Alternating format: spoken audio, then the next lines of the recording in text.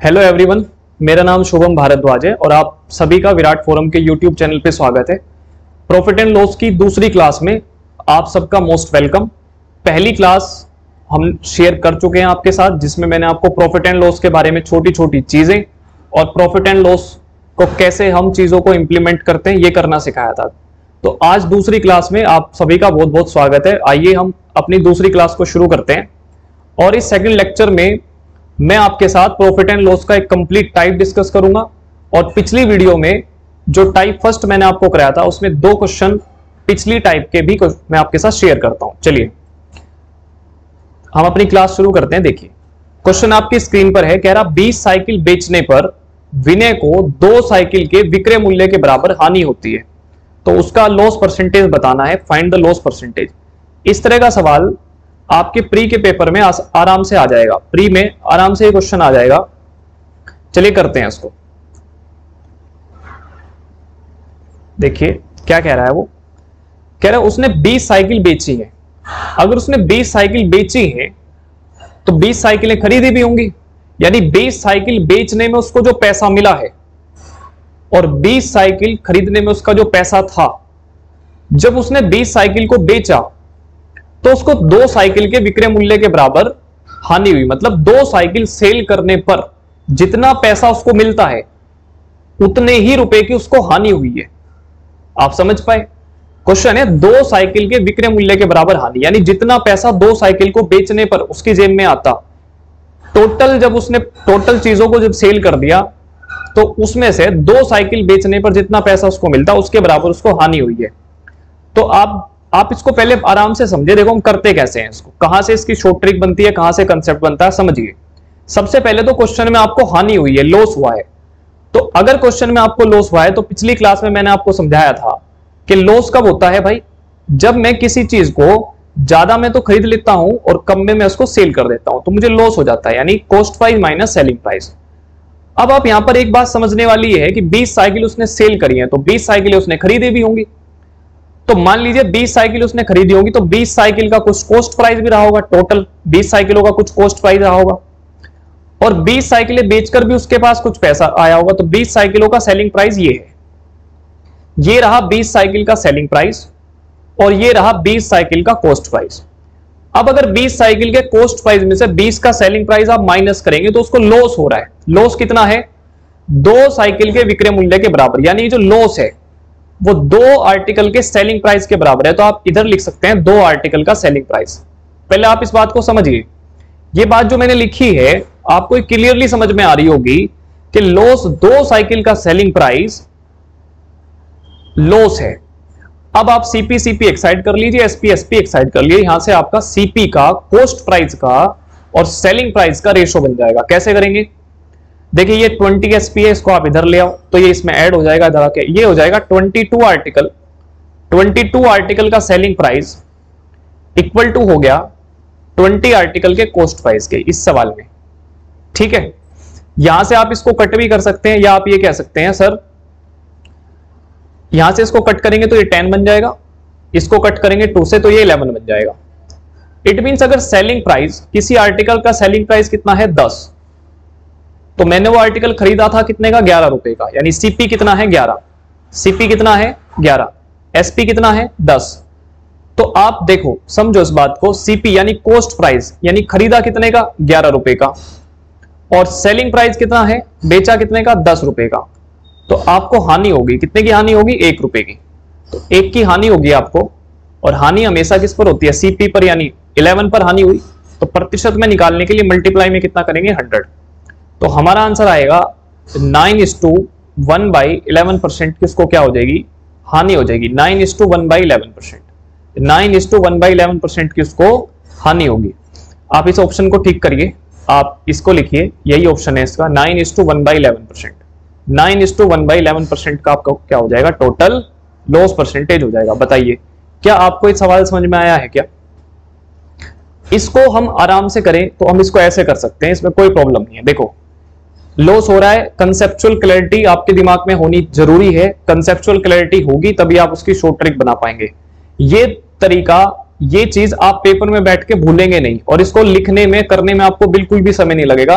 क्योंकि जब आप इसकी बहुत अच्छे से प्रैक्टिस करोगे तो आप इसमें हैबिचुअल हो जाओगे, और प्रैक्टिस से ही मैथ्स आसान होता है, शॉर्ट ट्रिक भी प्रैक्टिस से ही बनती है।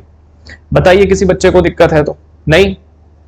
अब देखिए, जनरली आपको यह बता दिया जाता है कि अगर हम इसको करना चाहें तो 20 साइकिल बेचने पर 2 साइकिल के विक्रय मूल्य के बराबर हानि होती है। तो शॉर्ट ट्रिक में टीचर्स आपको क्या बताते हैं कि 20 में हम 2 ऐड करेंगे, 20 में हम 2 ऐड करेंगे तो ये हो जाएगा 22, और ये 2 साइकिल का विक्रय मूल्य के बराबर हानि होती है, तो इसको आप लिखेंगे ऊपर, और परसेंटेज में निकालने के लिए मल्टीप्लाई में कितना कर देंगे 100, तो ये 11 टाइम चला जाएगा, और 1/11 का परसेंटेज वैल्यू होता है 9:1/11%, 9:1/11%। ठीक है, तो शॉर्ट ट्रिक ऐसे भी कर सकते हैं इसको। शॉर्ट ट्रिक में जनरली ऐसे लिख के समझा देते हैं आपको कि सर 20 साइकिल बेचने पर 2 साइकिल के विक्रय मूल्य के बराबर हानि होती है, तो आप 20 साइकिल बेचने पर जो पैसा आपको आया है उसमें 2 साइकिल का सेलिंग प्राइस आप ऐड कर लीजिए, तो 22 बन जाएगा नीचे, और आपको जो हानि हो रही है वो 2 आर्टिकल के बराबर हो रही है, 2 आर्टिकल के सेलिंग प्राइस के बराबर, तो 2 को आप ऊपर लिखेंगे, और इनटू में कितना लिखेंगे आप 100, तो 2/22 मतलब 1/11, और 1/11 को परसेंटेज में कैसे लिखेंगे 9:1/11%, है ना। तो जो बच्चे ऐसा समझना चाहते हैं ऐसे भी समझा देता हूं मैं आपको, हम इसको ऐसे लिख के भी कर सकते हैं, और कंसेप्चुअल क्लैरिटी ऐसे आएगी, आप ऐसे भी लिख के कर सकते हैं, कोई प्रॉब्लम नहीं। चलिए दोस्तों अगले क्वेश्चन की तरफ मूव करते हैं। आप क्वेश्चन आपकी स्क्रीन पर, आप इसको पढ़िए। कह रहा है कपड़े की दुकान में महेश 441 रुपए में 25 शर्ट बेचता है। महेश सेल्स 25 शर्ट्स फॉर ₹441, 441 रुपए, 441 रुपए में सेल करता है। There is loss equal to the purchase price of 4 shirts. उसका जो लॉस हुआ है उसको, वो 4 आर्टिकल के 4 शर्ट के कॉस्ट प्राइस के बराबर उसको लॉस हुआ है। तो एक शर्ट का सीपी पूछा है उसने आपको, तो आप मुझे बताइए सबसे पहले उसको हुआ क्या है, लॉस। क्या हुआ है उसको, लॉस। तो लॉस क्या होता है, जब आप किसी चीज को cost price minus selling price. कितनी शर्ट बेची है उसने, 25 शर्ट बेची है, तो 25 शर्ट उसने खरीदी भी होंगी, तो 25 शर्ट का जो कॉस्ट प्राइस है, अगर आप उसमें से 25 शर्ट का सेलिंग प्राइस माइनस करेंगे तो उसको इतना उसको लॉस हो रहा है। और ये जो लॉस है ये किसके बराबर दे रखा है, 4 शर्ट के सीपी के बराबर दे रखा है, यानी जो लॉस है वो 4 शर्ट के सीपी के बराबर यानी कॉस्ट प्राइस के बराबर है। आप इस बात को ऐसे लिख सकते हैं। अब आप सीपी का और एसपी का रेशियो बनाइए, एक साइड करिए इन चीजों को। देखो 25 आर्टिकल का सेलिंग प्राइस, आप इसको इधर लिख सकते हैं, 25 आर्टिकल का सेलिंग प्राइस इक्वल टू, अब ये वैल्यू इधर आएगी तो ये माइनस हो जाएगी, तो ये बन जाएगा 21 आर्टिकल का कॉस्ट प्राइस। सवाल के अंदर 25 आर्टिकल का सेलिंग प्राइस बराबर आ जाएगा 21 आर्टिकल के कॉस्ट प्राइस के बराबर। क्लियर? तो आप यहां से रेशो बनाना चाहें तो आप बना सकते हैं। सर सीपी कितना है 25, यानी 25 रुपए में कोई आर्टिकल आपने परचेज करा, और सेल आप कितने का कर रहे हैं उसको, 21 रुपए का आप उसको सेल कर रहे हैं, तो ये आपका रेशो बन गया यहां से। यानी आपने 25 रुपए का कोई आर्टिकल खरीदा है और आप सेल कर रहे हैं उसको 21 रुपए का, है ना। तो आप यहां से प्रॉफिट लॉस भी निकाल सकते हैं। मैं आपसे यहां से पूछता कि बताइए, आप ये बताओ कि आपको कितना प्रॉफिट हुआ या कितना लॉस हुआ। तो 25 में खरीद रहे 21 में बेच रहे, तो हानि हो रही है कितने की भाई, 4 रुपए की, 4 की हानि हो रही है। तो अगर 4 की हानि हो रही है तो हानि किस पर होती है, हमेशा सीपी पर होती है। सीपी कितना है 25, तो आप इसको 100 पर कैलकुलेट करेंगे तो ये बन जाएगा 16%। यानी आपको जो टोटल लॉस परसेंटेज सवाल में हुआ है वो कितना है, 16% का आपको लॉस हुआ है। क्लियर है भाई? अब देखिए, आपको उसने लॉस प्रतिशत तो पूछा नहीं, उसने आपसे पूछा है कि एक शर्ट का क्रय मूल्य बताइए क्या है। तो आप मुझे एक बात बताओ, आप 441 रुपए में 25 शर्ट बेच रहे हो, 441 रुपए में 25 शर्ट। अगर मैं एक शर्ट का सेलिंग प्राइस आपसे पूछूंगा तो आप कहेंगे भैया टोटल पैसा मैंने खर्च करा 441 रुपए, उसको मैं ऊपर लिखूंगा, और मैं 25 शर्ट लेके आया उसमें, तो 25 से मैं उसको डिवाइड कर दूंगा, एक शर्ट का सेलिंग प्राइस बन जाएगा। तो एक शर्ट का सेलिंग प्राइस ये है। क्लियर है दोस्त? एक शर्ट का सेलिंग प्राइस, और आपको हो क्या रहा है, लॉस प्रतिशत कितना है 16%। तो प्रॉफिट निकालने के लिए करते क्या है, 100 को ऊपर लिखते हैं, और जितना लॉस होता है उसको माइनस करके किस में से, 100 में से उसको नीचे लिखते हैं। तो 100 में से 16 को माइनस करोगे तो ये आ जाएगा 84। ये 21 से जाएगा 4 बार, और ये 21 से जाएगा 21 बार, और आप इसको 4 से काट सकते हैं 100 को 25 बार, और 25 से ही चला जाएगा 25। तो यानी एक शर्ट का जो कॉस्ट प्राइस है वो कितना आ जाएगा 21 रुपए। यानी आपकी जो एक शर्ट है वो कितने रुपए की है दोस्तों 21 रुपए की है। क्लियर है भाई। चलिए ये क्वेश्चन आपको ऐसे समझ में आया होगा। आप यहां से रेशो से भी कर सकते थे कि एक शर्ट का कॉस्ट प्राइस 25 है और एक शर्ट का सेलिंग प्राइस कितना है 21। यहां से एक शर्ट का सेलिंग प्राइस कितना बना था आपका 441 बटे 25, 441 बटे 25। यानी ये वैल्यू क्वेश्चन में किसकी दे रखी थी 21 की। हमारा एक शर्ट का सेलिंग प्राइस कितना आया था 21, तो 21 की वैल्यू दे रखी है। तो आप यहां से 21 से इसको काट सकते हैं 441 को 21 बार, और आपको वैल्यू किसकी निकालनी 25 की, तो मल्टीप्लाई बाई कितना कर देंगे भाई 25, तो 25 से 25 कट जाएगा, तो ऐसे भी आपका कितना आ जाएगा 21 रुपए। यानी आपका जो सेलिंग प्राइस है, सॉरी कॉस्ट प्राइस है एक शर्ट का, वो कितना आ जाएगा 21 रुपए। तो आई होप आपको ये क्वेश्चन समझ में आ गया होगा, है ना। अगर आप 100 मान के करना चाहते हैं तो ऐसे निकाल सकते हैं कॉस्ट प्राइस, और अगर आप यूनिट से करना चाहते हैं तो आप यूनिट से ऐसे कर सकते हैं। क्लियर है। आप आराम से पढ़िए, समझिए चीजों को। कोई आपको बात समझ में नहीं आती तो आप कमेंट करके हमें बता सकते हैं। चलिए अब हम अगले टाइप पर चलते हैं। नेक्स्ट देखिए, ये टाइप थर्ड है। ये जो मैं आपके साथ डिस्कस करूंगा ये टाइप थर्ड है, और इसमें हम इस तरह के सवाल करेंगे। जनरली आप देखते होंगे प्रॉफिट एंड लॉस में कि एक शॉपकीपर है, वो अपने सामान को, कुछ आर्टिकल खरीदता हूं या मैं कुछ आर्टिकल खरीदने जाऊं या कोई दुकानदार कोई सामान बेचता है, तो इस तरह से सवाल आपने पढ़े होंगे कि एक दुकानदार 50 रुपए में 16 आर्टिकल की दर से कुछ सामान खरीद कर लाया और उसने घर पे आके 25 रुपए में 4 की दर से कोई सामान बेच दिया, वो आर्टिकल बेचा, तो उसको कितना प्रॉफिट परसेंट हुआ, लॉस परसेंटेज हुआ। या ए 20 पेंसिल 5 रुपए की दर से खरीदता है, उतनी ही पेंसिल 5 रुपए में 10 की दर से खरीदता है और उन सभी को 4 रुपए में 5 की दर से बेच देता है, तो उसका प्रॉफिट और लॉस परसेंटेज बताइए। तो ये पूरा अपने आप में टाइप है। इस टाइप के क्वेश्चन हम करते हैं। देखो मैं 2 तरीके से समझा के चलूंगा आपको, आप समझना।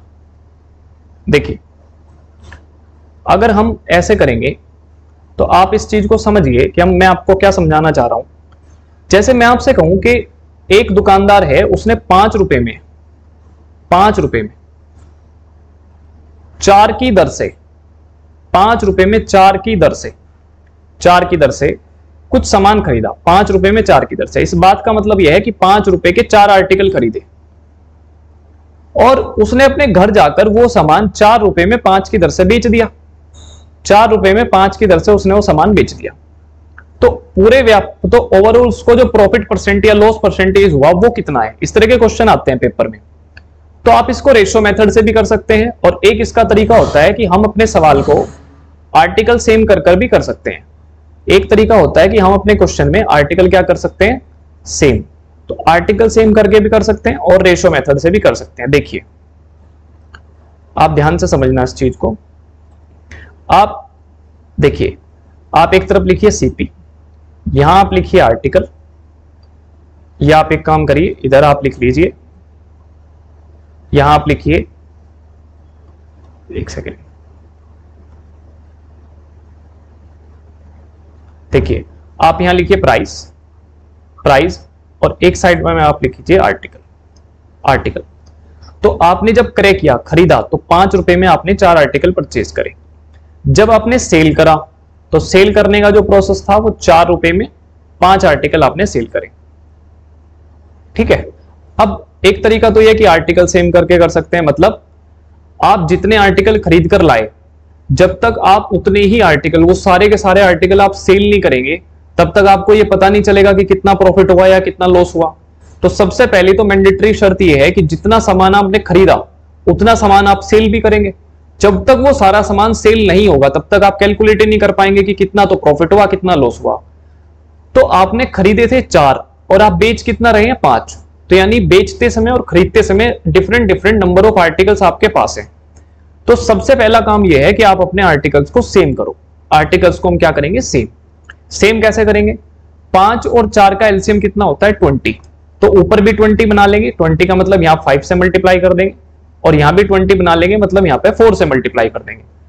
अब अगर आपने आर्टिकल्स को 5 से मल्टीप्लाई करा, यानी आर्टिकल आपने 5 गुना करे हैं, तो प्राइस भी आपको कितने गुना करना है 5, क्योंकि क्वेश्चन में रेशो ब्रेक नहीं करना, रेशो वही रखना है पहले रेशो 5:4 था, अब आपने इसको 25 और 20 बना दिया, मतलब अब भी ये 5 और 4 ही है। अब यहां पे अपने आर्टिकल को 4 गुना करा, तो यहां पे भी आप आर्टिकल को कितने गुना करेंगे, 4 गुना करेंगे। तो देखिए अब आपके आर्टिकल कितने बन गए, 20। यहां भी आपके आर्टिकल कितने हैं, 20। तो दोस्तों आपने 20 आर्टिकल जब परचेज करे तो आपकी जेब से पैसा कितना खर्च हुआ, 25 रुपए, 25।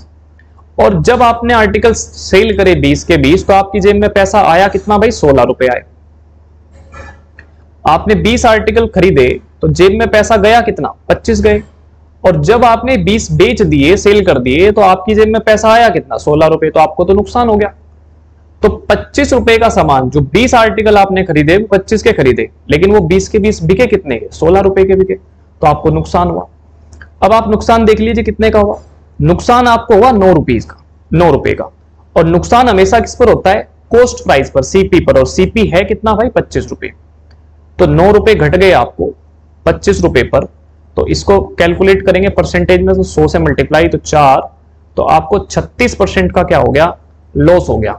36% का आपको क्या हो गया प्यारे भाई, लॉस हो गया। तो एक तरीका तो यह है कि हम इसको आर्टिकल्स को इक्वल करके ऐसा कर सकते हैं। दूसरा यह है, मैं ये चाहता हूं कि मेरा समय आर्टिकल्स को सेम करने में वेस्ट ना हो। आर्टिकल्स, हालांकि ये कुछ कोई दिक्कत नहीं है, आप ऐसे भी कर सकते हैं। आपकी स्पीड, आपका हाथ अगर इस चीज पे सेट है तो कोई प्रॉब्लम नहीं है। लेकिन मैं चाह रहा हूं कि मैं आर्टिकल सेम ना करूं, तो मैं इसको रेशियो बना के कर सकता हूं। देखिए कैसे, आप एक काम करिए, आप 5 रुपए में 4 आर्टिकल खरीद रहे थे, तो आप अमाउंट को ऊपर लिखिए और नंबर ऑफ आर्टिकल्स को नीचे लिखिए। तो 5 रुपए आपने खर्च करें और आपने नंबर ऑफ आर्टिकल परचेज कितने करे हैं, 4। तो ये बन गया एक आर्टिकल का कॉस्ट प्राइस, एक आर्टिकल का कॉस्ट प्राइस। अब आपने पैसे बेचते समय 4 रुपए के बेचे हैं, कितने आर्टिकल, 5। तो अमाउंट को हमेशा ऊपर लिखना है, अमाउंट ऊपर आएगा और नंबर ऑफ आर्टिकल्स नीचे आएंगे, नंबर ऑफ आर्टिकल्स नीचे आएंगे। अमाउंट ऊपर आएगा, नंबर ऑफ आर्टिकल नीचे आएगा। जब आपने एक आर्टिकल परचेज करा तो एक आर्टिकल आपको पड़ा 5/4 का, और जब आपने बेचा एक आर्टिकल तो आपका आर्टिकल बिका 4/5 का। आप रेशो बना लो।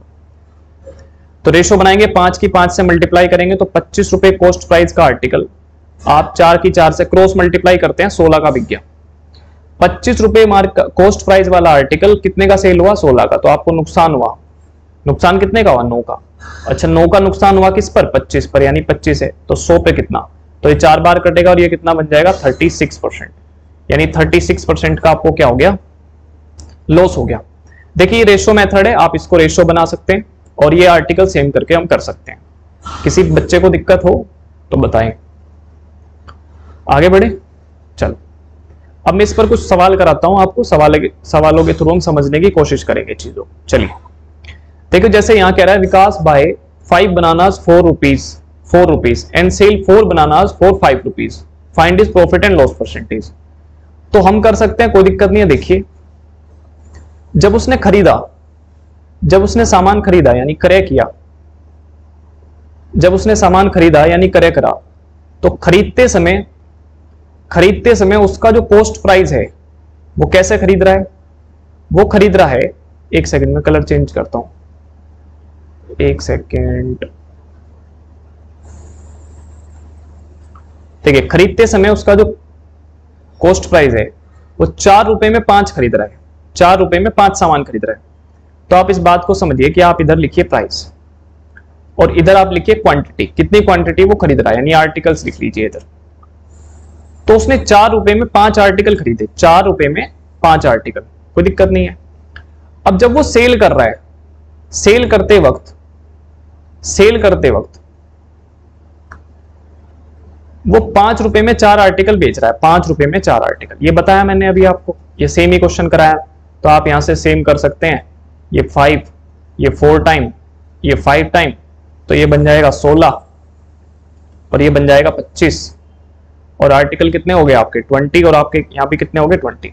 तो 20 आर्टिकल जब आपने खरीदे हैं तो 16 रुपए के खरीदे, लेकिन जब बिके हैं तो कितने के बिके हैं, 25 के। तो यहाँ पे देखो आपको प्रॉफिट हो गया, यहाँ पर आपको प्रॉफिट हो गया।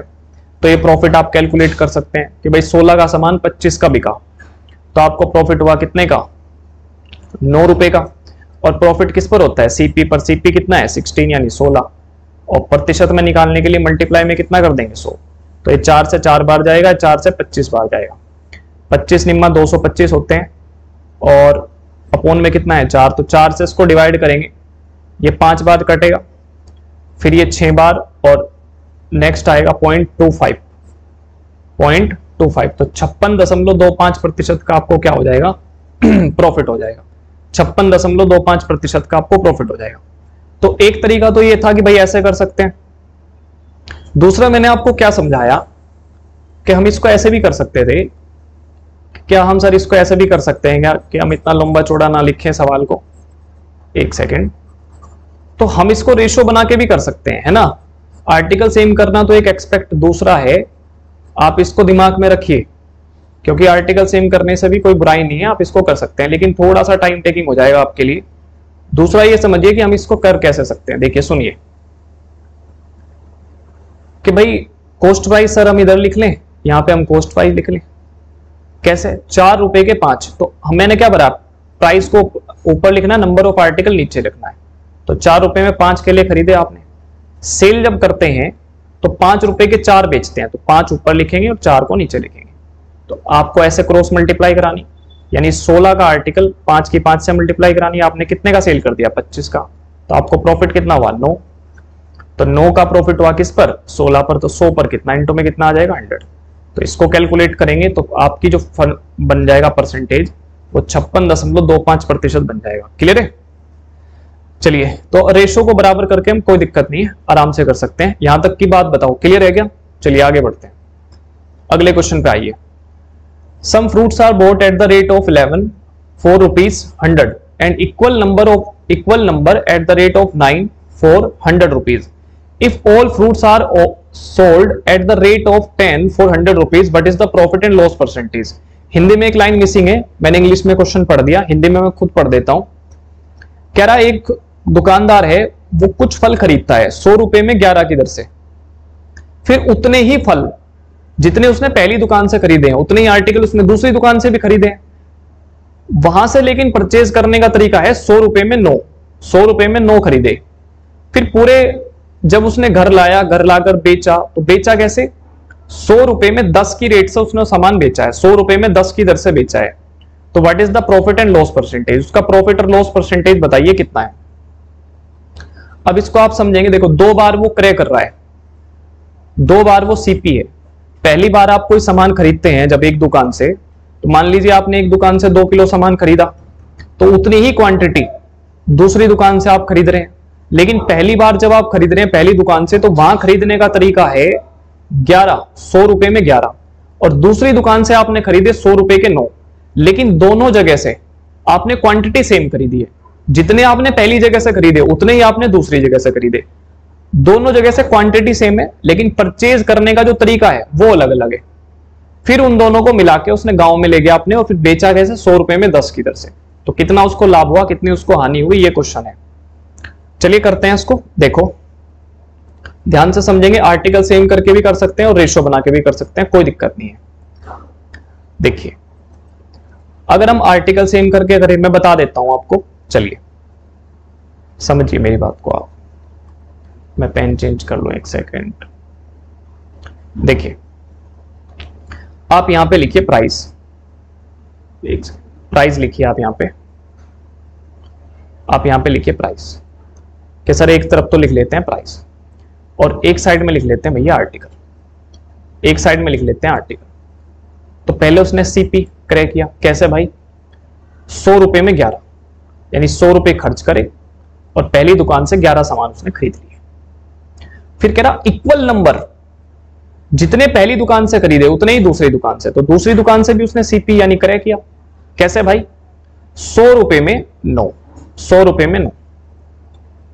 और उसके बाद फिर वो सेल कर रहा है उनको। सेल कैसे कर रहा है? 100 रुपए में 10, 100 रुपए में 10। क्लियर है भाई? अब जितने, देखो ये पहली दुकान है, पहली दुकान, और ये दूसरी दुकान, जितना क्वांटिटी पहली दुकान से है उतनी ही क्वांटिटी दूसरी दुकान से, यानी पहली दुकान और दूसरी दुकान के नंबर ऑफ आर्टिकल सेम होने चाहिए। तो यहां पे तो सेम है नहीं, अब सेम कर लो इसको। सेम कैसे करेंगे? 11 का और 9 का जो एलसीएम होता है वो 99 है, तो 99 बना लेते हैं। मतलब यहाँ पे 11 से मल्टीप्लाई कर लेंगे, यहाँ पे 9 से मल्टीप्लाई कर लेंगे। अगर आर्टिकल 9 गुना करें तो प्राइस को भी 9 गुना करना पड़ेगा। बोलो कोई दिक्कत नहीं। अगर इसको 11 गुना करना है तो इसको भी 11 गुना करना पड़ेगा। यानी कि यहां से आपके जो आर्टिकल आपने परचेज करे हैं वो है 99, और यहां से आपने आर्टिकल परचेज करे हैं वो भी कितने हैं, 99। अब ये जो पहली बार आप 99 आर्टिकल खरीद रहे हैं ये कितने के हैं, 900 रुपए के। कितने रुपए के खरीदे आपने पहली जगह से, 900 रुपए के। दूसरी बार जब आपने 99 परचेज करे हैं तो ये आपने परचेज करे हैं 1100 रुपए में। कितने रुपए में भाई, 1100 रुपए में। तो पहली दुकान से 99 सामान खरीदे थे तो 900 रुपए दिए उसको, दूसरी दुकान से भी 99 सामान खरीदे उसको पैसा दिया 1100 रुपए। तो मेरे प्यारे दोस्त आप ये बताओ कि आपकी जेब से टोटल पैसा चला कितना गया, 2000 रुपए चले गए। आपका कितना खर्चा हो गया, 2000 रुपए खर्च हो गए आपके, और 2000 रुपए में आपने सामान कितना खरीद लिया, इन दोनों को जोड़ लो तो आप कहोगे सर ये टोटल आ जाएगा 198। कितना आएगा जी, 198 मैंने सामान खरीद लिया। बताओ कोई दिक्कत है तो नहीं। अब यहां तक की बात सब बच्चों को क्लियर होगी, क्लियर है।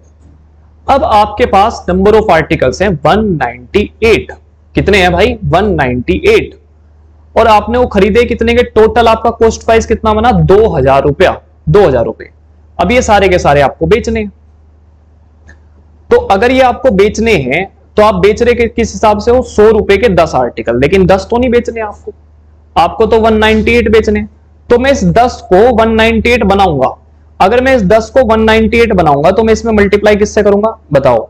इसमें मैं मल्टीप्लाई करूंगा 19.8 से, सॉरी 19.8 से, 19.8 से इसमें मल्टीप्लाई करेंगे तो ये 198 बनेगा। क्लियर है। अच्छा यहां पे अपने आर्टिकल को इतना गुना करा तो प्राइस भी कितने गुना करेंगे भाई, 19.8 को कर, इसको 100 को भी 19.8 मल्टीपल कर दें। तो इसमें जब हम गुना कराएंगे इसकी, तो गुना कराएंगे तो ये कितना बनेगा, 198 और दो जीरो आ जाएंगे, 00। अच्छा यहां पर पॉइंट है तो एक पॉइंट यहां पर लग जाएगा। क्लियर है। यानी और यहां कितना बन गया, 198। ठीक। अब देखो दोस्तों, आपने 198 आर्टिकल टोटल खरीदे हैं, वो खरीदे हैं आपने 2000 रुपए के, और 10 रुपए 100 रुपए में 10 की दर से जब आप इनको बेचते हो तो 10 नहीं बेचते आप, आपको तो 198 बेचने हैं। तो आप 10 को 198 बनाएंगे, तो 10 को 198 बनाने के लिए आपको 19.8 से 10 में मल्टीप्लाई करनी पड़ेगी, तो 198 बन गया। अब आर्टिकल आपने 19.8 गुना करा तो प्राइस को भी 19.8 करोगे, तो इसमें मल्टीप्लाई करेंगे तो ये आएगा 1980। यानी मेरे प्यारे भाई ये जो सामान आपने खरीदा तो 2000 रुपए का, और ये गांव में लाके जब सारा का सारा आपका बिका तो आपकी जेब में पैसे आए 1980 रुपए। तो 2000 रुपए का सामान 1980 का आपका बिक रहा है। तो आप मुझे बताइए, आपको तो लॉस हो गया। कितने रुपए का लॉस हो गया आपको, 20 रुपए का आपको लॉस हो गया। अब लॉस हमेशा किस पर होता है, कॉस्ट प्राइस। कॉस्ट प्राइस कितना था प्यारे भाई, 2000 रुपए। कितना था, 2000 रुपए। प्रतिशत में निकालना, तो प्रतिशत में निकालने के लिए कितना हो जाएगा, 100। क्लियर है। अब देखो इस जीरो से जीरो चली गई, आप इसको निकाल लोगे तो ये 100 आ जाएगा नीचे, और 100 से 100 को कट कर देंगे तो ये आएगा 1% का लॉस। यानी आपको पूरे सौदे में 1% का नुकसान हो जाएगा, 1% का नुकसान। क्लियर है। अब थोड़ा सा ये सवाल आपको बताइए, क्लियर है, समझ में आया या नहीं आया। ये तरीका है आर्टिकल्स को सेम करके हम कर सकते हैं। दो जगह से हमने परचेज करा था, दोनों जगह से नंबर ऑफ आर्टिकल्स इक्वल थे, तो हमने दोनों जगह से नंबर ऑफ आर्टिकल्स को इक्वल बनाया। उसके बाद हमने उनको सेल करा। सेल करते हुए कैसे करा, 100 रुपए में 10, तो वहां पे भी हमने नंबर ऑफ आर्टिकल्स बनाए और फिर हमने टोटल सेलिंग प्राइस बनाया। तो ऐसे हमारा निकल गया। ये क्वेश्चन आपको बिल्कुल क्लियर समझ में आया होगा। देखिए अब इसको अगर हम रेशियो से करना चाहेंगे तो कैसे करेंगे, रेशियो से करना चाहेंगे तो कैसे करेंगे। देखो इसको मैं थोड़ा सा मिटा देता हूं, इसको मैं थोड़ा सा मिटा देता हूं, 1 सेकेंड। चलिए अब मैं चाह रहा हूं कि मैं आर्टिकल सेम करके ना करूं और मेरा समय थोड़ा सा बच जाए, क्योंकि इसमें थोड़ी सी, देखिए आपको समय तब लगेगा जब आप बिगिनर हैं और पहली बार आप चीजों को सीख रहे हैं, लेकिन जब आप इसको 2-3 बार कर चुके होंगे तो आपको समय नहीं लगेगा। ये तरीका बुरा नहीं है, ये भी आपका समय बचाएगा, इसमें कोई दिक्कत नहीं है आपको, लेकिन आपको इससे गो थ्रू होना पड़ेगा। प्रैक्टिस आपको अच्छी करनी पड़ेगी। प्रैक्टिस अच्छी करेंगे तो आपका समय बिल्कुल ऑटोमेटिकली कम हो जाएगा, कोई प्रॉब्लम नहीं है। चलिए अब सेम करके आर्टिकल्स को देखते हैं कैसे कर सकते हैं। देखिए 100 रुपए में 11 आर्टिकल उसने परचेज करे पहली जगह से, तो कोई दिक्कत नहीं है, आप सीपी लिख लो। पहली जगह से अमाउंट को ऊपर लिखेंगे और नंबर ऑफ आर्टिकल्स को नीचे लिखेंगे। तो 100 रुपए में उसने कितने आर्टिकल परचेज करे? 11, 11 लिख लो आप। फिर दूसरी जगह से भी उसने परचेज करा है उतने ही आर्टिकल, 100 रुपए में 9, तो नंबर 100 को ऊपर लिखेंगे और 9 को लिखेंगे नीचे, कोई दिक्कत नहीं है। अब इस सारे को सेल कर रहा है, सेल कर रहा है। सेल कैसे कर रहा है भाई? 100 रुपए में 10, तो 100 को ऊपर लिखेंगे और 10 को प्यारे भाई नीचे लिखेंगे। बताओ कोई दिक्कत है तो नहीं। पहली दुकान से खरीदे गए एक वस्तु का कॉस्ट प्राइस ये है, दूसरी दुकान से खरीदी गई एक वस्तु का कॉस्ट प्राइस ये है, तो इन दोनों को ऐड कर दो, इन दोनों को ऐड करो। ये एक वस्तु, पहले दुकान से खरीदी गई एक वस्तु का कॉस्ट प्राइस है, ये दूसरी दुकान से खरीदी गई एक वस्तु का कॉस्ट प्राइस है, तो ये भी एक वस्तु का है, ये भी। तो इधर जो आपका कॉस्ट प्राइस बना टोटल, ये 2 आर्टिकल का कॉस्ट प्राइस है, 2 आर्टिकल का कॉस्ट प्राइस है ये। बोलो हाँ या ना? सॉरी, 2 आर्टिकल का कॉस्ट प्राइस है ये। अगर रेशो ये कहता है, बस इसमें आपको यही बात ध्यान रखनी है कि इधर अगर 2 आर्टिकल का कॉस्ट प्राइस है तो इधर भी आपको 2 आर्टिकल का ही कॉस्ट प्राइस बनाना है, ये सॉरी सेलिंग प्राइस बनाना है। ये एक आर्टिकल का सेलिंग प्राइस है, एक आर्टिकल का सेलिंग प्राइस है, तो इसको 2 का बनाएंगे, मल्टीप्लाई कर देंगे 2 से। इधर 3 का होगा तो इधर मल्टीप्लाई करेंगे 3 से, इधर 4 का होगा तो मल्टीप्लाई करेंगे 4 से। डन। अब देखिए ये 2 आर्टिकल का कॉस्ट प्राइस हो गया, ये भी इधर क्या बन गया? 2 आर्टिकल का सेलिंग प्राइस। ये भी आपका 2 आर्टिकल का सेलिंग प्राइस बन चुका है। ठीक है, तो रेशो ये कहता है कि चीजें बराबर होनी चाहिए दोनों तरफ। अब आप इसको कट कर सकते हैं, देखो यहां से आप 100 कॉमन लोगे तो 100 यहां से कट जाएगा, 100 यहां से हट जाएगा, 100 इसमें से पूरे में से हट जाएगा, ये 9 इधर चला जाएगा, 11 इधर चला जाएगा, तो ऊपर एलसीएम लेके जोड़ेंगे तो ये बन जाएगा आपका 20/99, 20/99 बन जाएगा, अगर आपको बात समझ में आ रही है तो। ठीक है, डायरेक्ट कर दिया मैंने। और इधर जो बनेगा वो बनेगा 2/10 है तो ये 1/5 बन जाएगा, 1/5। क्लियर है? अब क्रॉस मल्टीप्लाई करेंगे तो 20 पंजे यहां कितना बनेगा? 100 और 9 की 1 से मल्टीप्लाई करेंगे तो इधर क्या बनेगा? 99। तो 100 रुपए का सामान आप 99 का आप सेल कर रहे हो, 100 रुपए का जो आर्टिकल है वो 99 का सेल कर रहे हो, तो एक का आपको क्या होगा? नुकसान। नुकसान हमेशा किस पर होगा? सीपी पर। सीपी कितना है? 100, और प्रतिशत में निकालने के लिए मल्टीप्लाई में 100 तो करने की जरूरत नहीं है। ये कितना आ गया? 1% का आपको क्या आ गया? लॉस आ गया, 1% का लॉस। तो ये है रेशो, रेशो बना के कर सकते हैं। देखो रेशो से चीजें आसान हो गई, समय बचेगा, लेकिन आप दोनों तरीके सीखो, जो भी आपके दिमाग में हिट करता है उससे हम सवाल को करेंगे। कोई दिक्कत? कोई दिक्कत नहीं है। 100 क्यों क्रॉस कराए समझ में आया? रेशो में था, तीनों जगह से काट लेंगे, यहां 20/9 बनेगा, ये बताने की जरूरत है नहीं, और ये 2/10 है तो 1/5 क्रॉस करेंगे तो सीपी बनेगा टोटल 100 और सेलिंग प्राइस बनेगा 99। एक का नुकसान 100 पर, तो 100 में कैलकुलेट करेंगे 1%। चलिए अब आप ये क्वेश्चन समझ चुके होंगे, आगे बढ़ते हैं प्यारे भाई। चलिए अगले सवाल पर चलेंगे। अच्छा, इससे पहले मैं आपको 1 सेकंड, चलिए ये करते हैं पहले। एक दुकानदार 5 रुपए में 4 की दर से 60 पेंसिल खरीदता है और 60 पेंसिल 3 रुपए में 2 की दर से खरीदता है, मतलब उतनी ही पेंसिल, और उन सभी को 4 रुपए में 3 की दर से बेच देता है। तो उसका प्रॉफिट और लॉस परसेंटेज बताना। कोई प्रॉब्लम नहीं है, अभी समझाया मैंने आपको। देखिए आप कॉस्ट प्राइस लिख लीजिए इधर, आप रेशो मेथड से बता रहा हूं मैं डायरेक्ट। देखो आप यहां लिखिए कॉस्ट प्राइस, आपने 5 रुपए में 5 रुपए अमाउंट को ऊपर लिखेंगे, नंबर ऑफ आर्टिकल्स को नीचे लिखेंगे। 5 रुपए में 4 आर्टिकल आपने खरीदे, ये एक आर्टिकल का कॉस्ट प्राइस है। एक आर्टिकल का आपने आर्टिकल खरीदे कितने हैं? 60, तो मल्टीप्लाई में करिए, इंटू करिए 60। कितना करिए? 60। अब यहां पे लिखिए, देखो दूसरी बार भी आप 3 रुपए में खरीद रहे हैं, 3 को ऊपर लिखिए, और आप 2 परचेज कर रहे हैं, नीचे लिखिए। एक आर्टिकल का कॉस्ट प्राइस है, लेकिन आपने आर्टिकल तो 60 परचेज करे हैं, 60 लिखिए। इधर आप बनाइए सेलिंग प्राइस, आप 4 रुपए में 3 आर्टिकल बेच रहे हैं, तो 4 को ऊपर लिखिए, नंबर अमाउंट ऊपर लिखना, नंबर ऑफ आर्टिकल नीचे लिखने। अच्छा सुनिए इधर भाई, ये कितने आर्टिकल है? 60 आर्टिकल का कॉस्ट प्राइस, ये भी 60 आर्टिकल का कॉस्ट प्राइस, तो ये 120 आर्टिकल का कॉस्ट प्राइस हो गया। इधर भी 120 आर्टिकल का सेलिंग प्राइस होना चाहिए। बात समझ में आ रही है? तो ये एक आर्टिकल का सेलिंग प्राइस है, इसको 120 का बनाने के लिए 120 से इसमें गुना कर देंगे। क्लियर? समझ में आ रही बात? अब सुनिए, 4 से जब आप निकाल लेंगे तो 15 बार कटेगा और 15 से जाएगा, 15 की 5 से गुना करेंगे तो 75 रुपए का ये सामान बना, और 2 से इसको निकाल लेंगे 30 बार, और 30 या 90 रुपए का सामान ये बना। यानी यहां पर आपका जो टोटल कॉस्ट प्राइस बन गया मेरे प्यारे भाई वो बन गया 165 रुपीज।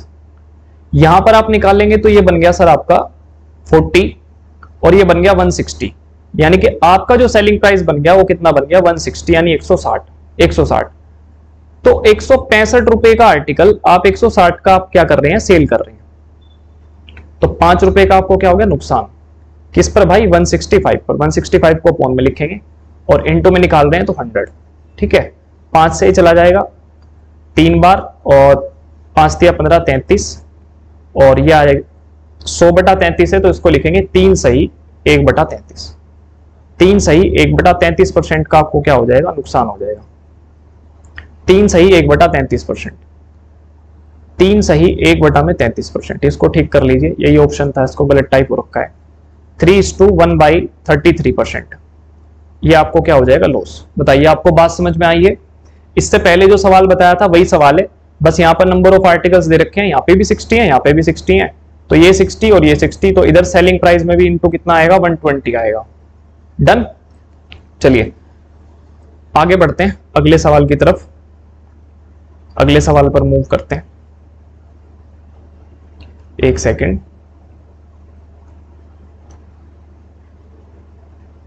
चलो ये भी बता रहा हूं मैं आपको, अभी ये भी कराऊंगा और चलो ये कर लेते हैं।